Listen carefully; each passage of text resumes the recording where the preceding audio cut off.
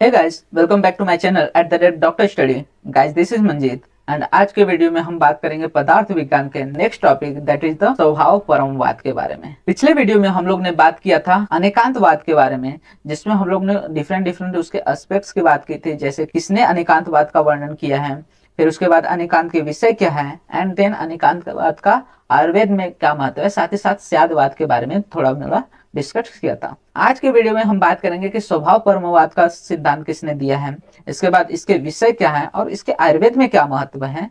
तो ये सब क्या है, हमारे नॉलेज पर्सपेक्टिव इंपॉर्टेंस है। साथ ही साथ इस पे एमसीक्यूज पे क्वेश्चंस आते हैं and may be sometimes and rarely कि यहाँ पे शॉर्ट क्वेश्चंस भी देखने को मिलते हैं। तो चलिए स्टार्ट करते हैं। सबसे पहले हम देखते हैं जो स्वभाव परमवाद है उसको हम बोलते हैं थ्योरी ऑफ नेचुरल डिस्ट्रक्शन या फिर सप्रेशन। बात करेंगे कि ये क्यों नाम दिया गया है ऐसा। जब हम इसके विषय के बारे में पढ़ेंगे तो ये और क्लियर होगा। तब तक हम देखते हैं कि जो स्वभाववाद का सिद्धांत है वो किसने दिया है, चरक संहिता में दिखा गया है, मतलब चरक संहिता में इसका वर्णन मिलता है। बात करते हैं स्वभाव परमवाद के मुख्य बिंदु दैट इज द उसके विषय के बारे में, मतलब कि ये किस बारे में बात करता है। तो स्वभाव परम का अर्थ है कि स्वभाव से ऊपरम, एंड यहाँ पे स्वभाव क्या हो गया कि तो हमारा नेचर, एंड उपरम का अर्थ होता है कि नाश। मतलब कि स्वभाव परम का अर्थ क्या हो गया कि स्वभाव से जब नाश होता है तो उसको हम लोग क्या बोलते हैं, स्वभाव उपरम। इसी कारण से जब नेचुरल कॉज की वजह से किसी चीज का डिस्ट्रक्शन होता है, मतलब कि उसका नाश होता है, तो उसको हम लोग क्या बोलते हैं, स्वभाव परमवाद। इसी कारण से हम स्वभाव परमवाद को क्या बोलते हैं, थ्योरी ऑफ नेचुरल डिस्ट्रक्शन या फिर सप्रेशन। आगे बात करते हैं, यहाँ पे क्या बोला है, जायन्ते हेतु वैषम्यात् विषमो देह धातव हेतु सात्म्यात् समास तेषां स्वभाव परमः सदा। अर्थात धातुओं की जो उत्पत्ति है या पुष्टि है जिन हेतुओं से होती है, यदि उन हेतुओं में विषमता हो जाए तो देह धातु में भी विषमता हो जाती है। जैसा कि हम लोग ने परिणामवाद में बात किया था, कारण के अनुसार ही क्या होता है, कार्य में भी गुण देखने को मिलते हैं। वही यहाँ पे है कि अगर धातु जिससे क्या होती है, देह की पुष्टि होती है, अगर वो धातु सही है तो देह अच्छे से रहेगा, देह की पुष्टि रहेगी। लेकिन वही धातु में कुछ विषमता हो जा रही है, विकार आ जा रहे हैं, तो देह में भी क्या हो जाएगी, विषमता देखने को मिल सकती है। यदि हेतु में सात्म्यता हो तो धातु में भी सात्म्यता रहती है, पर धातुओं के विनाश में कोई कारण नहीं होता, अर्थात नाश स्वतः होता है। मतलब बोलना क्या चाह रहा है कि जैसे देह का सात्म्यता बना हुआ है तो किसकी वजह से है, धातुओं की सात्म्यता की वजह से।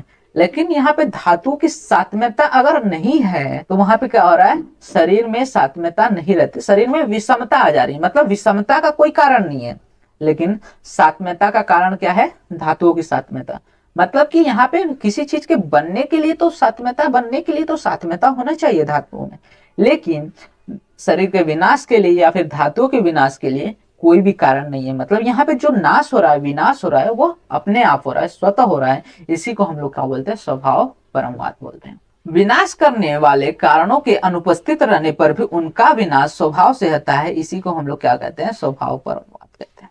मतलब कि किसी चीज को बनने के लिए वहां पे कारण रहता है, लेकिन किसी चीज के विनाश के लिए कोई कारण नहीं रहता है। इसी को उन्होंने क्या बोला है, स्वभाव परमवाद बोला है। आगे बोला गया है कि प्रवृत्ति हेतुर्भावा नाम न विरोधे अस्ति कारणम। अर्थात किसी भी भाव में उत्पत्ति में कारण होता है, परंतु उसके विनाश में कोई कारण नहीं होता। अर्थात सेम वही बोला गया कि उत्पत्ति में तो कुछ न कुछ कारण चाहिए, लेकिन विनाश के लिए कोई भी कारण की आवश्यकता नहीं होती। उदाहरण कि जो दीपक की लौ है उसको जलने के लिए तेल रूपी कारण चाहिए। जो दिया है उसको जलने के लिए क्या चाहिए, तेल चाहिए। लेकिन दिया के बुझने के लिए यहाँ पे तेल की जरूरत नहीं है, या फिर किसी भी वस्तु की जरूरत नहीं है। जैसे ही क्या होगा, तेल खत्म होगा, अपने आप दिया क्या हो जाएगा, बुझ जाएगा। मतलब कि उसके विनाश में कोई कारण नहीं है, लेकिन उसके जलने के लिए या उसको बने रहने के लिए तेल रूपी कारण आवश्यक है। तो यहाँ पे क्या हो रहा है, हम देख सकते हैं कि उत्पत्ति में कारण तो देखने को मिल रहा है, लेकिन विनाश में कोई कारण नहीं है। जो विनाश है वो स्वभावतः हो रहा है। इसी कारण से इसको हम लोग क्या बोलते हैं, स्वभाव परमवाद कहते हैं। साथ ही साथ कुछ आचार्यों के अनुसार जो उत्पादक हेतु हैं उनका न होना ही भाव पदार्थ के नाश का कारण है। ये सही भी लगता है, क्योंकि क्या है, तेल है तो लौ है, लेकिन तेल नहीं है, तेल का अभाव हो रहा है, तो वहां पे क्या हो जा रहा है, दीपक की लौ बुझ जा रही है। मतलब कि अगर उत्पादक हेतु दैट इज द तेल नहीं रहेगा तो उसी के कारण पदार्थ का क्या हो रहा है, नाश हो रहा है। उदाहरण की बात करते हैं कि तो यदि किसी व्यक्ति में अतिरुक्ष आहार से वात का प्रकोप होता है तो उसकी चिकित्सा हम स्निग्ध आहार से करते हैं।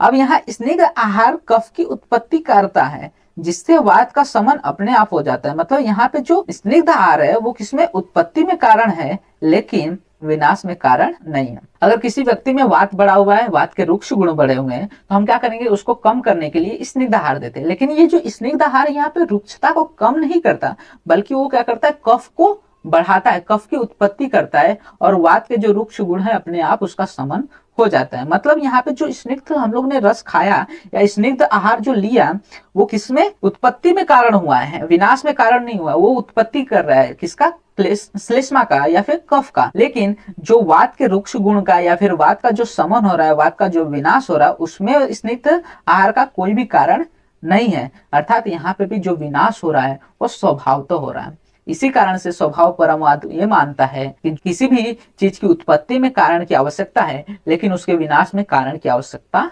नहीं है। इसी को हम लोग बोलते हैं theory of natural destruction. Hope आपको समझ में आया होगा। अगर कुछ डाउट है तो आप वीडियो के कमेंट सेक्शन में लिख सकते हैं, जिससे मैं आपको फर्दर वीडियोस में ट्राई करूंगा कि आपके जितनी भी क्वेरीज है वो क्लियर कर सकूं। एंड अगर आपको वीडियो अच्छा लगा तो वीडियो को लाइक कीजिए एंड चैनल को सब्सक्राइब कीजिए, जिससे आपको फर्दर वीडियो से रिलेटेड अपडेट्स मिलते रहें। साथ ही साथ आप हमारे इंस्टाग्राम एंड टेलीग्राम हैंडल्स को भी फॉलो कर सकते हैं, जहां पे आपको वीडियो से रिलेटेड एंड नोट्स से रिलेटेड अपडेट्स प्रोवाइड हो जाते हैं।